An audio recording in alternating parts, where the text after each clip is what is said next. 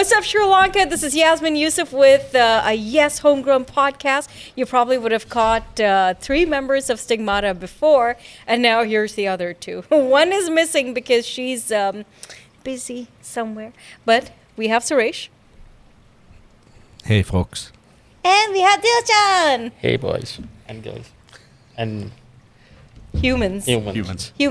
Humans, my friend. I Humans. like how you paused for that. Yeah. I thought, like, why did I start with that? Yeah. And, man, hi. How's it going? It's going good. Thanks for having us. So there's a reason why Suresh and Dilshan are here. It's to talk about a lot of things and a lot of things pertaining to celebrating 25 years in Sri Lanka's music scene. Well, yeah, Stigmata, 25 years, man. That's a lot of history. It is. It's quarter of a century, man, when you look at it and measure it that way. When you look at it that but way. when you look at just what 25 is, it's just like 2 little numbers Yes. on a but- piece of paper. But in reality, Yeah, if you do, like, evaluate it as quarter of a century, and you think of how much has happened and transpired and changed in 25 years, man. I mean, the stuff that we've endured or had to endure as a band is crazy. So, yeah, it's We've- more than a Bollywood movie at this point. Maza, it's more than, I think, maybe a plethora of Netflix shows. Because to put things into perspective, how long it has been, when we started off, it was still not even the tail end of the Civil War. That was still on, right?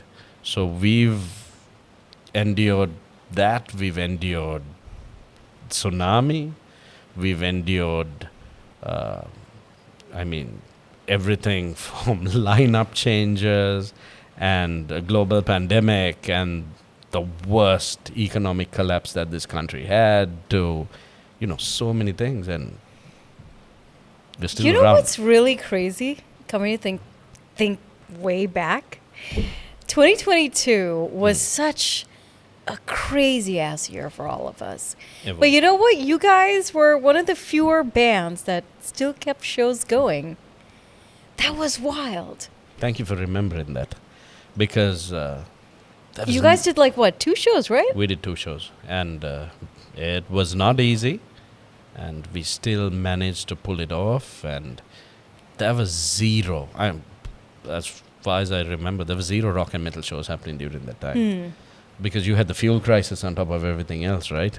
And venues were not open. Artists and musicians and performers were completely, lost in oblivion. They didn't have any places to go and play or any opportunities to play at the time. And I'm glad we were able to play a tiny little part, at least in kicking down the doors at the time. And, Yeah. having that first few shows, I think, really kind of spiraled into something more, where it inspired other people across the board from other genres also to start having events, right? Yeah, I think that whole year there were just like maybe 3 metal shows.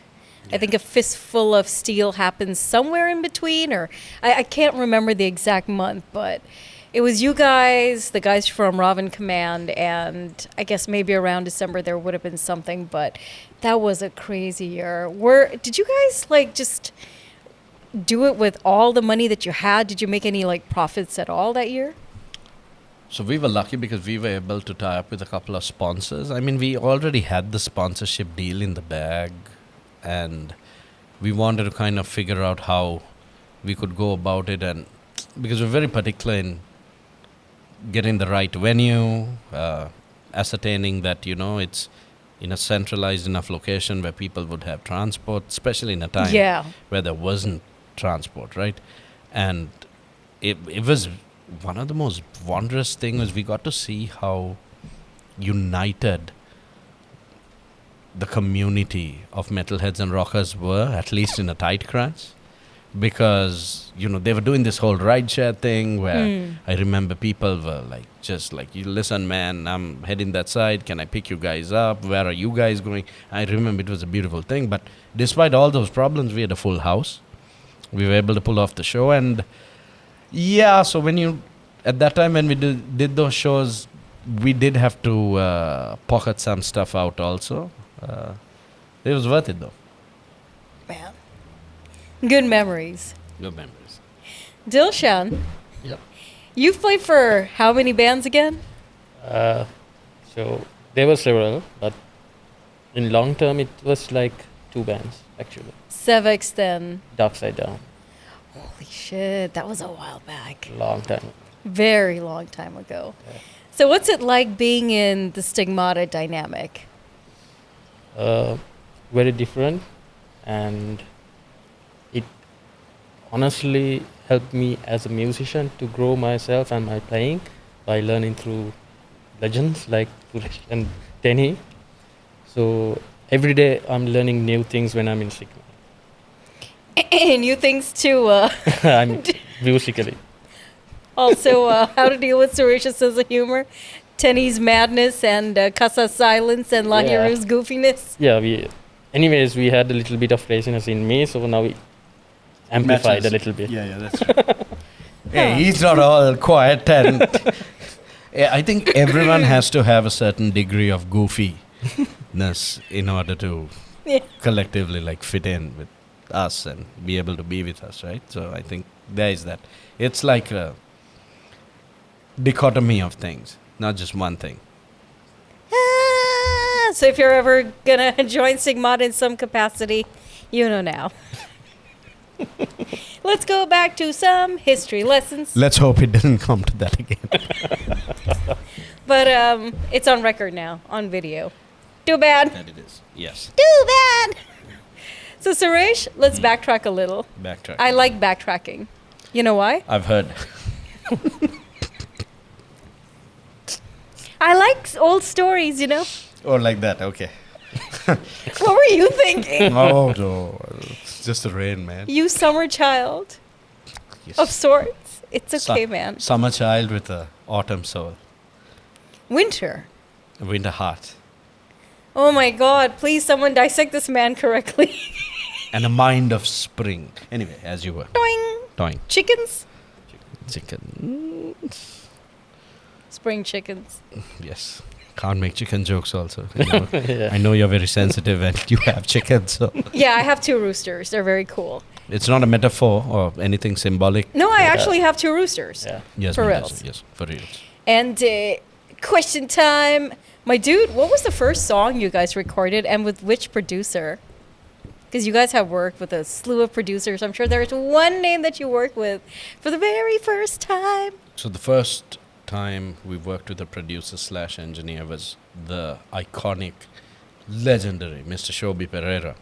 And we were still in school. In fact, we rocked up to the recording in school uniform. And, oh man, that whole story, that part of it is actually in my biography that's coming out later in November. We'll talk about that later. But, see, Independence Square, that was a local, an experimental, alternative rock band back in the late 90s, early 2000s, inspired us to play original music. And it was certainly Rattlesnake and Venom, Sri Lanka, who inspired us to take up instruments. They were excellent hard rock band, and they played some metal songs and stuff as well, right? But there was no one really playing any edgy, aggressive, abrasive stuff, and we wanted to do that. But it was Indie Square who were very kind. Some of the people in Independence Square, Dinesh Manuel being one, and then Ajit, who was on guitar initially, and then OP. They were very accommodating, and they really motivated us.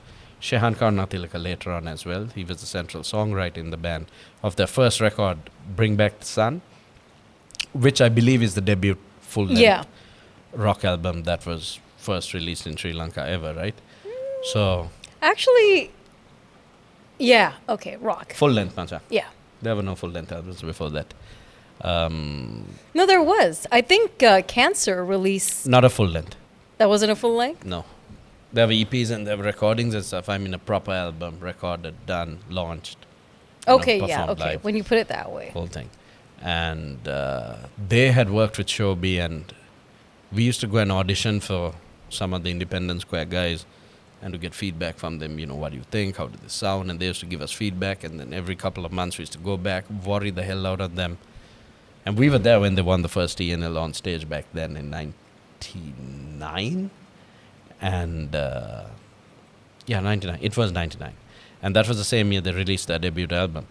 And we used to go and hang out, try and learn as much as we can.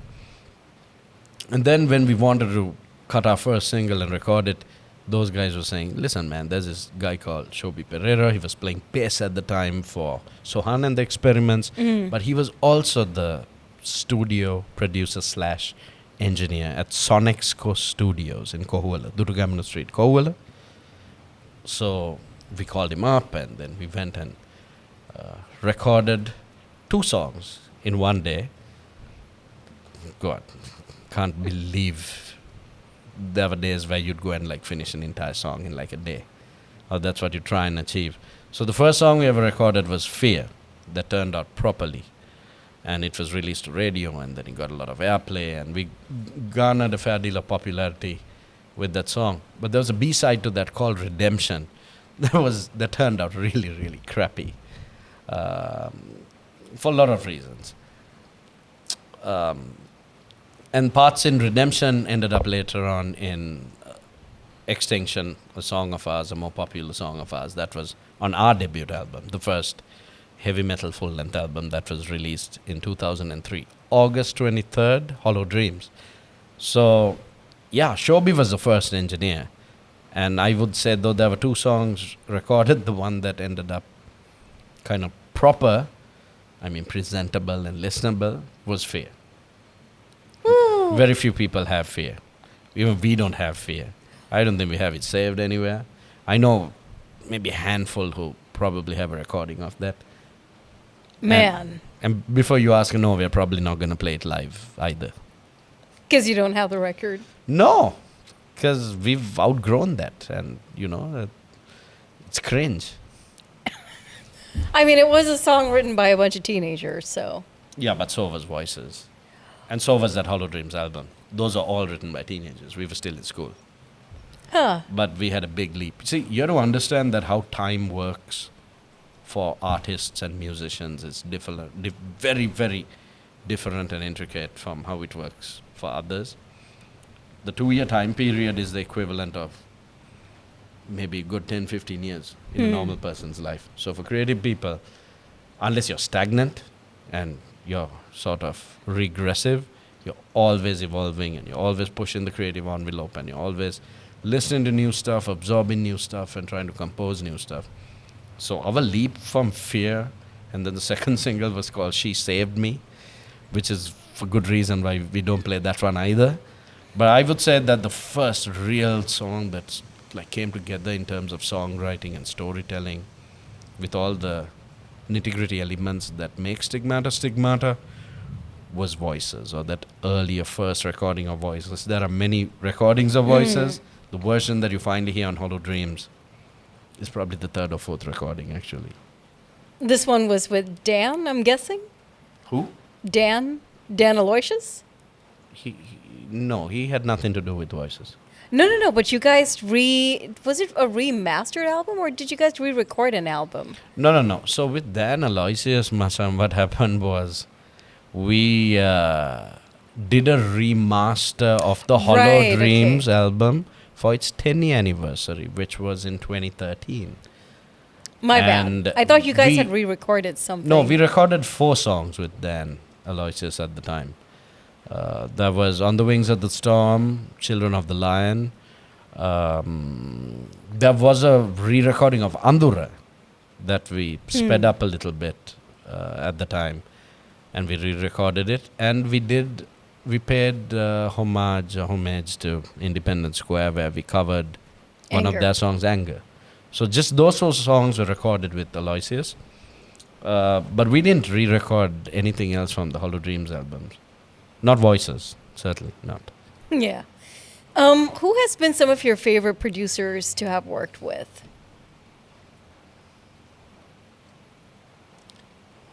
The list is that much? No. So we have 4 full-length records out. We have smatter of EPs that are out. We have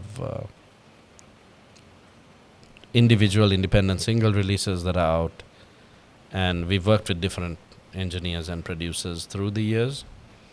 So difficult to pick a single favorite engineer, because I think all those producers and engineers did help us through the years in holding a lens and capturing the magic of that period in time. So, I mean, you can always, in retrospect, look back and think, oh yeah, wish it could have been a bit better, wish it could have been this or that. That's a given, man. But I always believe that you can't capture lightning in a bottle twice. Yeah. It happens, and then, it's reflective and it's representative of that particular time. Because music is not just about the tonality and the sound. I think that is important to have a timely sound that's relevant, but it's also very important to capture the magic and the feel and the sentiment of the time and the feelings of those times and the mood and the attitude. And I think we've been fairly successful in achieving and accomplishing that. So it's hard to pick. I don't want to sideline anyone because they're all different, Majang, also. There is no engineer or producer who approaches recording the same way or Yeah. mixing and mastering the same way. Sometimes you'd capture it with one guy, but then it would be mixed by someone else and then mastered by someone else. So there've been quite a lot, right?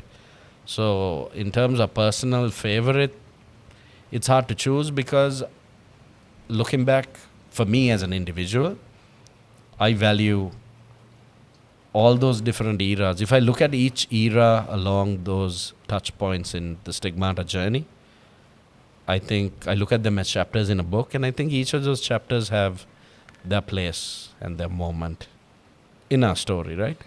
So all those experiences are different. Like when we were recording Psalms, it was maybe one lineup. Our experiences were different. Our troubles were different. Our mindsets were different. So what we fleshed out and composed and conceived was, very different to that of what we did with Serpentine.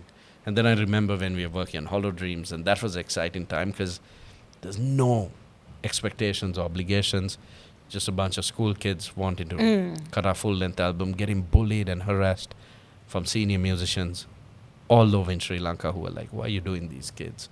Who's going to listen to a full-length album and rock and metal? You guys crazy and you're forking out your own money and like, who's going to buy this? Who's going to listen to this, right? And we just did it. We endured it. And we had no expectation it would become what it has become today. And I don't think as artists and creative people, you can do that, where you can sort of have a tangible outline, objective, and like work towards it. People will either love what you do or they won't love what you do. But I think this is something that Tenny always says. If you create music and art for yourself because you enjoy it and you get a full heart out of it and it means something to you, hopefully people along the way will appreciate it as well, right?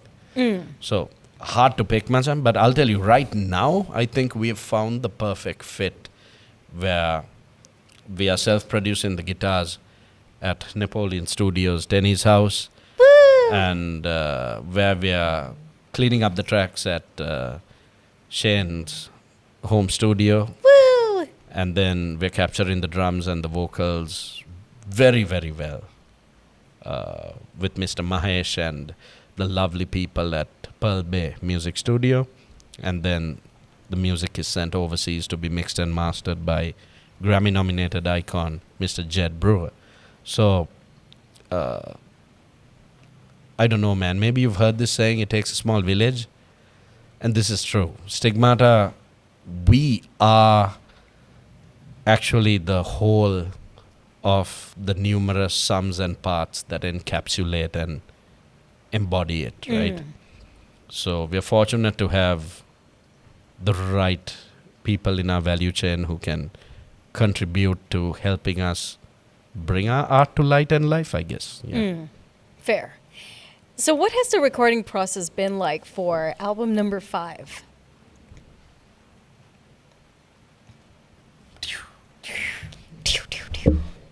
So honestly, Honestly? honestly, Honestly. yeah. We have a So, new friend now. Yeah. So when I joined Stigmata, most of the songs were the background of the songs were recorded tracks and everything. Only few there's left to record, I think. And it was intense because this is the first time I saw them going into a studio and recording. I have seen other artists who have been recording and stuff, but this is the first time. So it was enjoyable. And that's the first time I saw how better is fitting into metal in a recording studio. And I saw how hard it is. And yeah, it was an experience. And are you guys like, what, 50, 40% done recording? I think Oh no, I think we're done like 90%. 90, 95, 90? yeah. We're done Whoa. 90%. We just, I have to record vocals for one song, one full song. I have to retake vocals for another one that I'm not too happy with how it turned out. And then Lahiru has to record his percussion parts. But we're planning on wrapping all of this out off before year end and then looking for hopefully an early or a summer 2026 release. It's taking a little bit of time because we're fleshing out track by track and sending it to Jed, and then he's a very busy man. He has multiple projects and he's very kind and accommodating, and he works on one track, sends it to us. It's a very intricate process, Masang. It's not something where you record the kind of music that we do and you just send it off and then bam, it's done and it's sent back. It's a back and forth thing. And it's great because he's always open to hearing our perspective on certain tweaks and certain changes, and he's just absolutely brilliant in bringing out, I feel like, the best possible quality and sound that we managed to achieve so far. So yeah, man, so 90% done.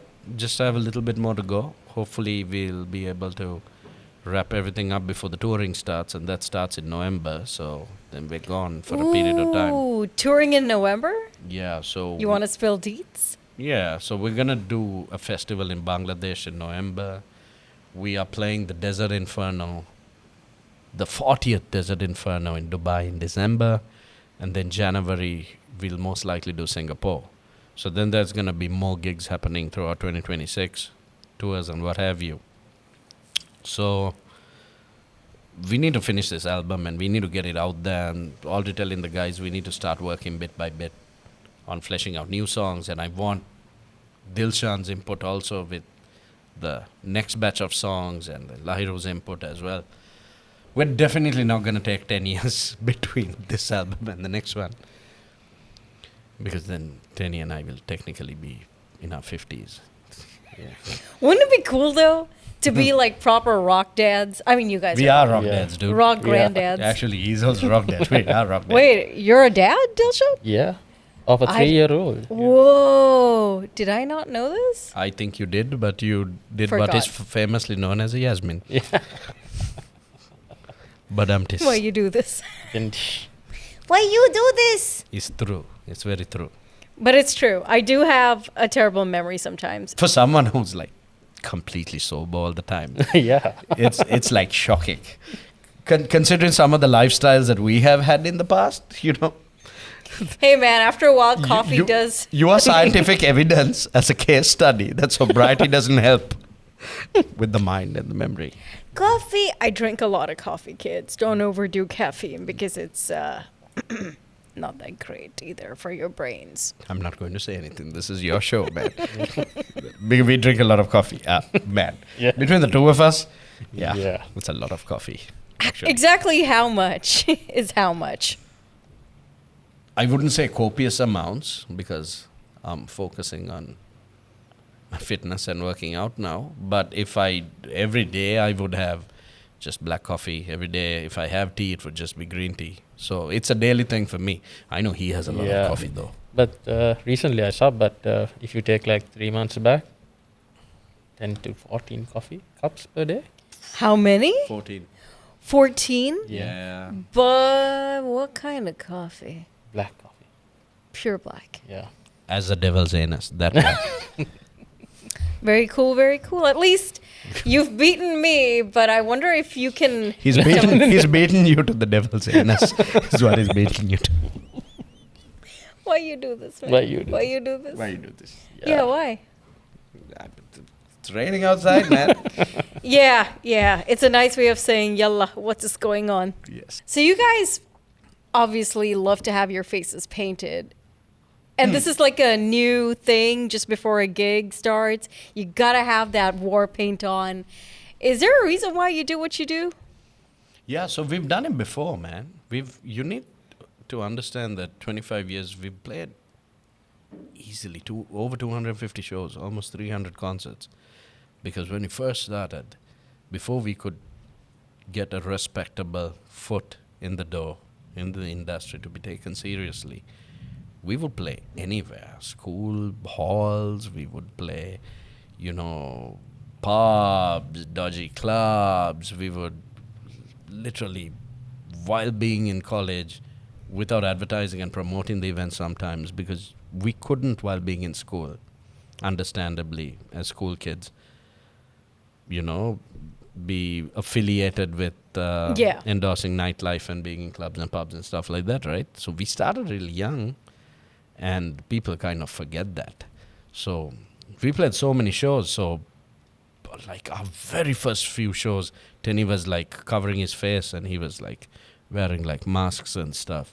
And then later on we played shows where we've experimented and we've tried face paint. We've always changed. We've never acclimated ourselves to a particular trend or a style or an era or an aesthetic, That's because the music has always evolved, and with that, the image and identity and the personas of the band members have also evolved. So if you really look back and think about it, during Hollow Dreams, the time the album came out, we were draped in like leather, full-on leather. During Serpentine, we introduced the cameo, sort of the camo shots, right? And the socks and shoes thing, and then like the skinnies. By the time Psalms of Conscious Martyrdom came, we took on we're not screwing around here, a very sort of a laid back, a very like a prog rock kind of a vibe, where we were just wearing denims, boots, and like rolled up shirts with the sleeves rolled up, and a different vibe. By the time the Ascetic Paradox came out, we played some shows, if you remember, where these guys were wearing like those masquerade masks, and some of them were wearing plague masks, and I was wearing like a BDSM mask on stage for some shows. So we've always experimented and done stuff, not for shock factor's sake, but also to spice things up and keep things interesting. And right now, with the current lineup and the sound and style and the stuff that we're doing, it felt that having a little bit of a facelift and bringing back the face paint. Hey, we've always used face paint for our Halloween shows. We've always used face paint. If you look at some of those early pictures, and I was digging up some pictures for my book that's coming up for the photo section, and I found like pictures where we're really young and we're like with like Tenny's dressed up like a butcher, like a serial killer butcher, and I'm like, I've likened myself, I look like Brandon Lee, the Crow, where I put that style of makeup on.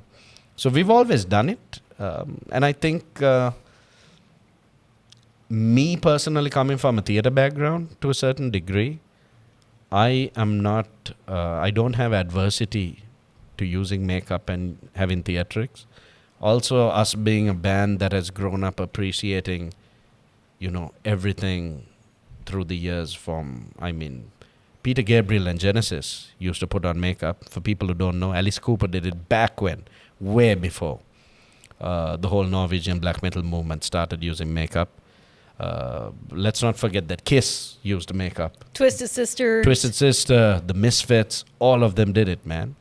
And there are different aesthetics and styles of makeup.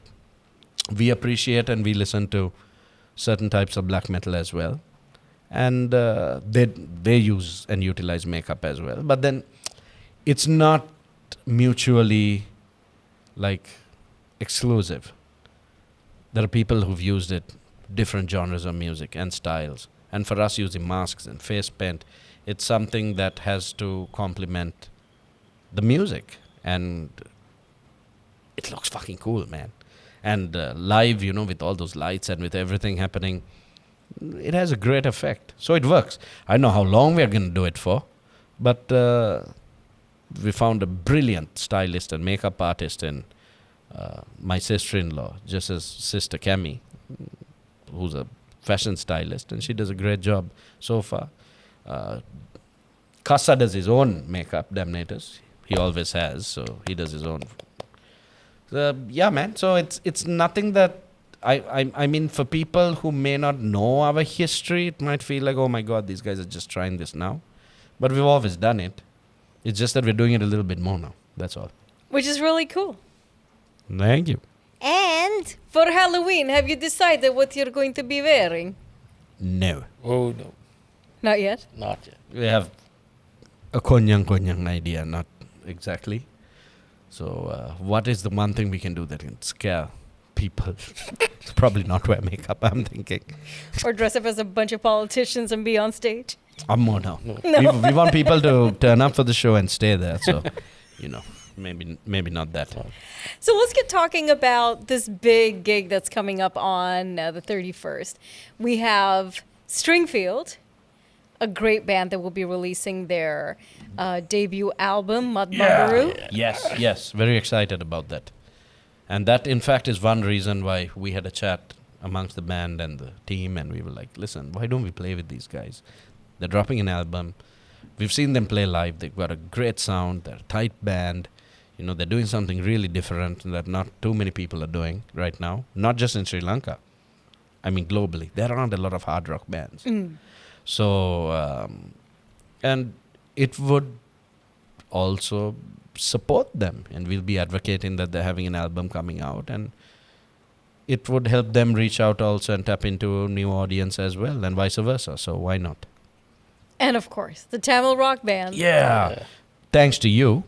You recommended a handful of bands, and then we checked them out. And man, when we checked out Shabdara, they were like really cool. And not only are they a band that's relatively new and they're packing like full houses, playing shows, but it's important because they have an interesting sound and they will bring an interesting mix to what we're doing. See, Majang, we have nothing against concerts being organized where it's all metal bands. That's cool. We're more than happy to. You've seen us.